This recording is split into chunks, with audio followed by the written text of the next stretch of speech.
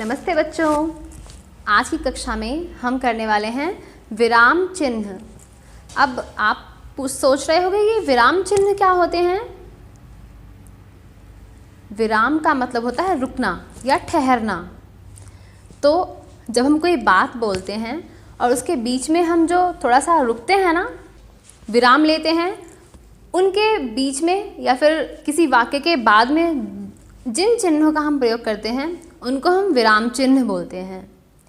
जैसे हम कोई बात बोलते हैं, पूरा एक वाक्य बोलने के बाद चुप हो जाते हैं ना। ऐसा तो नहीं है ना कि एक बात शुरू की और बोलते गए और बोलते ही रहते हैं, लंबा बोलते ही रहते हैं और बीच में बिल्कुल भी नहीं रुकते हैं। ऐसा होता है क्या? नहीं होता। कोई बात बोली हमने, फिर हम थोड़ा सा रुके, थोड़ा सा विराम लिया और उसके बाद हम अपनी बात को आगे बढ़ाते हैं। ठीक है, तो इन जगहों पे कुछ चिन्हों का इस्तेमाल किया जाता है, उनको ही हम विराम चिन्ह बोलते हैं। हम विराम चिन्हों का उपयोग ना अपनी किताब में देखते हैं बहुत सारी जगह पे। तो आज ना हम देखेंगे कि उनके नाम क्या क्या हैं और उनका उपयोग कहाँ कहाँ किया जाता है। ठीक है, चलो शुरू करते हैं। बच्चों, मैंने यहाँ पे लिखा है पूर्ण विराम चिन्ह। पूर्ण विराम चिन्ह का मतलब क्या है? पूरी तरह से रुकना, ठहरना। जैसे कि हमने एक वाक्य बोला और वो वाक्य पूरा हो गया, तो उसके बाद हम क्या लगा देंगे? पूर्ण विराम। पूर्ण विराम का चिन्ह कैसा होता है मैं आपको बताती हूँ। पूर्ण विराम का चिन्ह लगाने के लिए हम एक ऐसे लाइन खींच देते हैं, ऐसे बिल्कुल सीधी लाइन। ठीक है, इसको बोलते हैं पूर्ण विराम। और पूर्ण विराम का उपयोग हम कब करते हैं? जब हमारी बात खत्म हो जाती है। जब एक पूरा वाक्य खत्म हो जाता है तो हम उसके बाद क्या लगाते हैं? पूर्ण विराम लगाते हैं। जैसे कि मैंने बोला कि मैं कल विद्यालय जाऊंगी। ये एक पूरा वाक्य है, वाक्य खत्म हो गया। अब मतलब वाक्य के अंत में हम कौन से चिन्ह का प्रयोग करेंगे? पूर्ण विराम का प्रयोग करेंगे। ऐसे ही मैंने बोला मैं प्रतिदिन व्यायाम करती हूँ। ये भी क्या है? एक वाक्य हो गया, पूरा वाक्य, और इस वाक्य के अंत में भी हम किसका प्रयोग करेंगे? पूर्ण विराम का प्रयोग करेंगे। ठीक है ना। आप अपनी किताब में देखना, जब हम कहानियाँ पढ़ते हैं तो जब एक एक वाक्य ख़त्म होता है तो उसके पीछे आपको कौन सा निशान दिखाई देगा, कौन सा चिन्ह दिखाई देगा? आपको पूर्ण विराम चिन्ह दिखाई देगा, जो सिर्फ ऐसा होता है, एक लाइन लगा देते हैं। ठीक है, चलो देखते हैं बोर्ड पे क्या लिखा हुआ है। वाक्य पूरा होने के बाद उसके अंत में विराम चिन्ह लगाया जाता है। जैसे यहाँ पे एक उदाहरण भी है। उदाहरण, रानी प्रतिदिन पुस्तक पढ़ती है। बच्चों, ये एक वाक्य है, जो एक पूरा वाक्य है कि रानी प्रतिदिन पुस्तक पढ़ती है, और उसके बाद कौन सा चिन्ह लगाया गया है यहाँ पे? पूर्ण विराम। ठीक है ना, पूर्ण विराम। जब कोई एक वाक्य पूरा हो जाता है उसके अंत में हम क्या लगाते हैं? पूर्ण विराम लगाते हैं। ठीक है, चलो अब अगला चिन्ह देखते हैं। बच्चों, यहाँ पे लिखा है, दूसरा चिन्ह है अल्प विराम चिन्ह।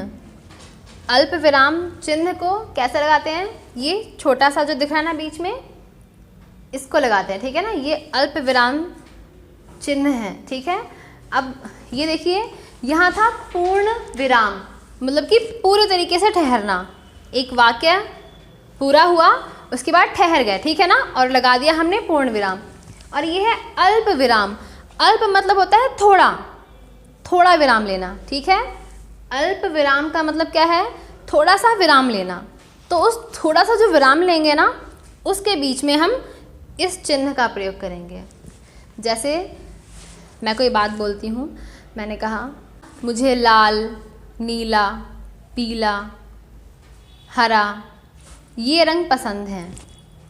अब आपने यहाँ पे एक बात नोट की कि मैंने लाल, नीला, पीला और हरा, इनके बीच में थोड़ा थोड़ा सा विराम लिया, मतलब मैंने बहुत ही अल्प विराम लिया इनके बीच में। तो ऐसे जब हम कोई वाक्य इस तरीके से बोलते हैं, उनके बीच में अल्प विराम लगाते हैं। ठीक है, जब हमें थोड़ा रुकना है तो अल्प विराम लगाएंगे। ठीक है, चलिए देखते हैं बोर्ड पे क्या लिखा हुआ है। किसी वाक्य के बीच में या एक जैसे शब्दों के बीच में थोड़ा विराम देने के लिए अल्प विराम चिन्ह लगाया जाता है। जैसे यहाँ पे एक उदाहरण है नरेश, फिर यहाँ पे है अल्प विराम कबीर। इसका मतलब है कि हमें नरेश और कबीर बोलने के बीच में थोड़ा सा विराम देना है, ठीक है। जैसे नरेश, कबीर और यश खेल रहे हैं, ठीक है। अल्प विराम का मतलब है थोड़ी देर के लिए रुकना। किसी वाक्य के बीच में अगर थोड़ी देर रुकना हो तो, या एक जैसे शब्द का मतलब क्या है, जैसे यहाँ पे नाम दिए हुए हैं, नरेश भी नाम है, कबीर भी नाम है और यश भी, ये सभी नाम हैं। तो इन नामों के बीच में क्या किया, हमने थोड़ा सा विराम दिया, वरना लगेगा नरेश कबीर, मतलब नरेश के पीछे ये है कबीर, ठीक है ना। कोई सोचेगा कि नरेश का सरनेम क्या है, कबीर है, ऐसा लगेगा, ठीक है। लेकिन अगर हम बीच में थोड़ा सा विराम देते हैं तो इससे लगेगा कि नरेश, कबीर और यश, मतलब ये 3 अलग अलग लड़के हैं, ठीक है। चलो अब हम और विराम चिन्ह देखते हैं बच्चों। अगला है प्रश्नवाचक चिन्ह। प्रश्नवाचक का मतलब क्या है, जिसे प्रश्न का बोध हो, कि यहाँ पे कोई प्रश्न पूछा गया है। जब हम कोई प्रश्न पूछते हैं या फिर कहीं आप कोई प्रश्न लिखा देखोगे तो उसके पीछे कौन सा चिन्ह देखोगे, हमेशा ये प्रश्नवाचक चिन्ह ऐसा होता है, ठीक है। तो जब भी आप कभी कोई प्रश्न पूछते हैं या फिर कहीं कोई प्रश्न लिखा हुआ देखते हैं हम, तो उसके पीछे कौन सा चिन्ह होता है, प्रश्नवाचक। अगर किसी वाक्य के पीछे ऐसा चिन्ह लगा है तो आपको ये समझने में बहुत आसानी होगी कि ये एक प्रश्न है, ठीक है। बच्चों हम देखते हैं बोर्ड पे क्या लिखा है। किसी भी प्रश्न के अंत में प्रश्नवाचक चिन्ह लगाया जाता है। जब भी कोई प्रश्न पूछते हैं तो उसके अंत में प्रश्नवाचक चिन्ह लगाते हैं, ठीक है। जैसे यहाँ पे एक उदाहरण है कि आपका नाम क्या है, और इस वाक्य के अंत में कौन सा चिन्ह है, क्या यहाँ पे पूर्ण विराम लगाएंगे, नहीं। ये तो एक प्रश्न है ना, हम किसी से कुछ पूछ रहे हैं कि आपका नाम क्या है, ये एक प्रश्न है। और किसी भी प्रश्न के अंत में हम कौन सा चिन्ह लगाते हैं, प्रश्नवाचक चिन्ह लगाते हैं। आगे से आप देखना, कभी भी किसी भी वाक्य के अंत में अगर ये प्रश्नवाचक चिन्ह लगा है, इसका मतलब है कि वो वाक्य कैसा है, प्रश्न है, वो किसी ने कुछ प्रश्न पूछा हुआ है आपसे, ठीक है। चलो अब देखते हैं कि अगला विराम चिन्ह कौन सा है। अगला है विस्मयादि बोधक चिन्ह। विस्मयादि बोधक चिन्ह का कैसा होता है, पूर्ण विराम के जैसा पहले एक लाइन लगाए और नीचे उसके एक बिंदु आ गई, ये अंतर होता है पूर्ण विराम के और विस्मयादि बोधक चिन्ह के बीच में, ठीक है। पूर्ण विराम में क्या करते हैं, सिर्फ और सिर्फ हम ऐसी लाइन लगा देते हैं, और विस्मयादि बोधक में क्या करते हैं, उसके नीचे एक बिंदु लगा देते हैं। विस्मयादि बोधक चिन्ह में क्या होता है, जब हम खुशी, दुख या फिर गुस्सा, इन चीज़ों को हम जब दिखाते हैं ना, तो ऐसे कुछ ऐसे शब्द होते हैं जिनसे हम इन चीज़ों को प्रकट करते हैं, तो उनके पीछे क्या आता है, विस्मयादि बोधक आता है। जैसे कि हमने कहा अरे वाह आप पास हो गए, या फिर वाह कितना सुंदर फूल है, ऐसे बोलते हैं ना। या बोलते हैं छी कितनी गंदी बदबू है। यहाँ पे छी, अरे वाह और वाह, ये शब्द कैसे हैं, ये इनमें से कोई खुशी को दिखा रहा है, कोई दुख को, ठीक है ना, और कोई घृणा, मतलब छी कितनी गंदी बदबू है, वो हमें अच्छी नहीं लगती ना, हमें पसंद नहीं है, तो हम उसके लिए घृणा दिखा रहे हैं। इन भावों को हम जिन शब्दों से दिखाते हैं ना, उन शब्दों के पीछे विस्मयादि बोधक चिन्ह लगाया जाता है, ठीक है। बच्चों देखते हैं बोर्ड पे क्या लिखा है। खुशी, भय, घृणा या डर आदि को व्यक्त करने वाले शब्दों के पीछे विस्मयादि बोधक चिन्ह का प्रयोग किया जाता है। बच्चों आपने एक बात देखी, यहाँ पे वाक्य के अंत में नहीं है, है ना, वाक्य के अंत में नहीं है।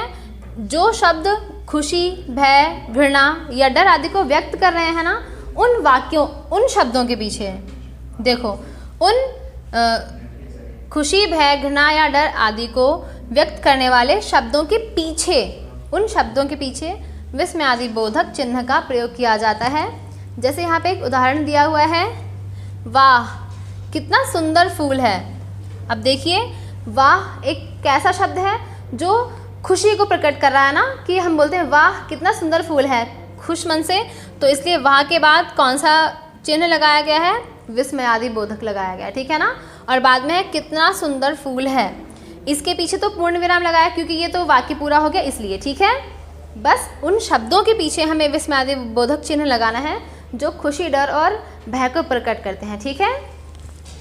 बच्चों आप इन चिन्हों को ध्यान से पढ़िए और अपनी किताब में देखना, आपको ना बहुत जगह इन चिन्हों का प्रयोग मिलेगा। और उसके बाद ना आप ये ढूंढने की कोशिश करना कि कहाँ कहाँ आपने कौन से चिन्ह देखे, ठीक है। ओके बच्चों, बाय बाय।